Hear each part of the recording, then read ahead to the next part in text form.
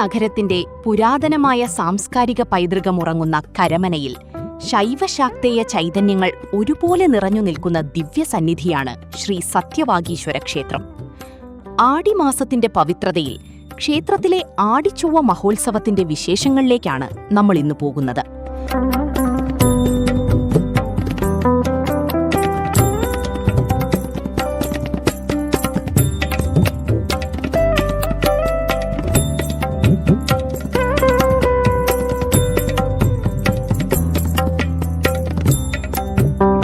നമസ്കാരം. തമിഴ്നാട്ടിൻ്റെ ഒരു പാരമ്പര്യ കലയാണ് ഈ കോലാട്ടം. അത് കേരളത്തിലുള്ള ആളുകളും അത് തുടർന്ന് കൊണ്ടുപോയിക്കൊണ്ടിരിക്കുകയാണ്. അത് കർക്കിടക മാസത്തിൽ അത് തമിഴ് ബ്രാഹ്മണർ ഈ കല പല അമ്പലങ്ങളിലും ചൊവ്വ വെള്ളി ദിവസങ്ങളിൽ ഭഗവാന് സമർപ്പിക്കുന്നത് പോലെ ഈ കോലാട്ടം സമർപ്പിക്കാറുണ്ട്. പല അമ്പലങ്ങളിലും ഇതുപോലെ തമിഴ് ബ്രാഹ്മിൻസ് ആ ഏരിയയിലുള്ളവരും പുറത്തുനിന്നുള്ളവരും അവിടെ വന്ന് കളിക്കാറുണ്ട്. ഇത് മുമ്പ് കാലങ്ങളിൽ കൃഷ്ണരും ഗോപികമാരും തമ്മിൽ കൃഷ്ണനെ കളിപ്പിക്കാൻ വേണ്ടിയിട്ട് ഒരു വിനോദമായിട്ടാണ് ഇതിനെ കണ്ടുവന്നിരുന്നത്. അത് പിന്നീട് ആളുകൾ അത് തുടർന്ന് കൊണ്ടുപോവുകയും മനസ്സിനൊരു സന്തോഷത്തിനും ആനന്ദത്തിനും അതിനും മേലെ നമ്മുടെ ശാരീരിക ഹെൽത്ത് വ്യായാമത്തിനും കൂടെ വേണ്ടിയിട്ട് ഇത് ഇന്ന് പല ഇടങ്ങളിലും ഈ കോലാട്ടം എന്നുള്ള കല നല്ല രീതിയിൽ തുടർന്ന് പോയിക്കൊണ്ടിരിക്കുകയാണ്. അത് ദൈവത്തിൻ്റെ പാട്ടുകൾ മാത്രമാണ് ഇതിൽ നമ്മൾ ചേർത്തിരിക്കുന്നത്.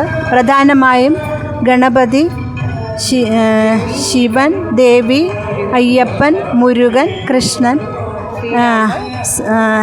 രാമൻ. ആദ്യം ഗണപതി സ്തുതിയിൽ തുടങ്ങി അവസാനം മംഗളത്തിൽ അവസാനിപ്പിക്കുകയാണ്. അങ്ങനെയാണ് ചെയ്യാറുള്ളത്. ഇത് എല്ലാവർക്കും കണ്ടു നിൽക്കുന്ന എല്ലാവർക്കും അത് സന്തോഷം പകരുകയും അത് കളിക്കുന്നവർക്കും അതിൻ്റേതായിട്ടുള്ള രീതിയിൽ സന്തോഷവും ആനന്ദവും ഒരു പ്രത്യേക ഉന്മേഷവും ഇതുപോലെ വ്യായാമവും എല്ലാം കൂടി ചേർത്തിട്ട് അത് ഇന്നും കേരളത്തിലുള്ള ആളുകൾ തുടർന്നുകൊണ്ടിരിക്കുകയാണ്.